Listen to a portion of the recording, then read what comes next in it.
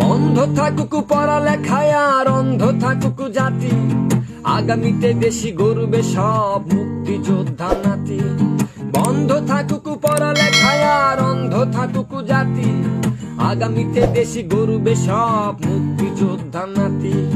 তুমি কে আমি কে, রাজাকার রাজাকার, চেয়েছিলাম আমি অধিকার হয়ে গেলাম রাজাকার। তুমি কে আমি কে, রাজাকার রাজাকার, চেয়েছিলাম আমি অধিকার হয়ে গেলাম রাজাকার।